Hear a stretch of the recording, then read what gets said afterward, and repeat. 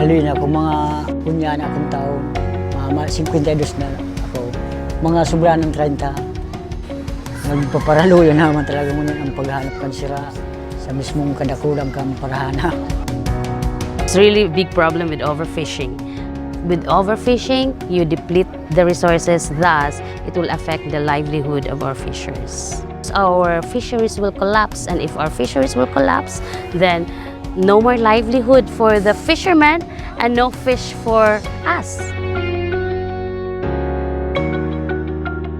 WWF, through our fishery improvement projects and other civil societies together with the national government BIFAR, we are really requiring to have a municipal catch documentation guidelines so that we can able to collect reliable and timely catch production data.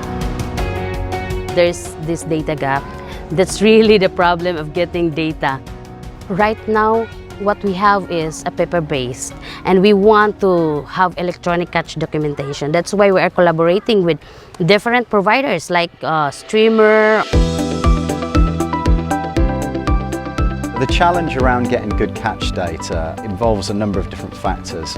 If these fisher folk gather data on where they're catching fish, how much they're selling it for, all that information that relates to the fish, that has some value to it. But currently fisher folk aren't incentivized to share that data in any way. As well as there being a willingness to share the data, they also need the tools and the technology to do so. So Streamr brings a unique opportunity. We can help fisher folk monetize that data and share it with parties of their choosing and sell it at a price that they want to sell it at, and they can get the full return of that. No one's forcing their hand. This is their choice and they're in control of their data. Community products can facilitate the payment back to those that have participated in giving data to this crowdsourced fisheries product.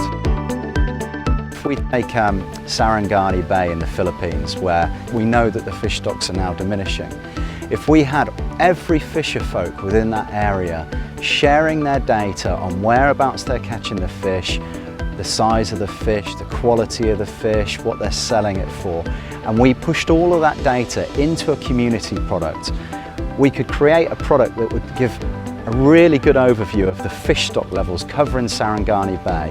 All of those fisher folk would get rewarded for sharing that information. All sorts of different parties might be interested in getting access to data that's not currently available. It could be an NGO, it could be a donor agency, governments, and the fisher folk have told us in our interviews today, we'll share the data, just reward us for it. The Philippines holds a very dear spot in my heart, and I'm married to a Filipina who's actually from this part of the country as well. So being involved in this project is a very important thing to me. This would become a very exciting project because this is new to us. This is an innovation. So if we can provide some economic benefits from that, like monetize data collection or like giving them access to loans, because this has been their problems also, then that would help their livelihood. That information acquired in a common data platform makes it possible for us to bank the unbanked, to be able to provide credit at the appropriate price. With that, we hope this experimentation that we do with world-class partners begins to explore the many opportunities of a collaborative commons, of collecting data, of using emerging technologies like IoT and blockchain to actually make a difference, to elevate lives, and to make a dent at our goal of bringing inclusive prosperity to the countryside. This solution is going to do a lot of good, not just in the Philippines. If we can scale it globally, it can really help this micro SME market all over the world. It's about helping bank the unbanked.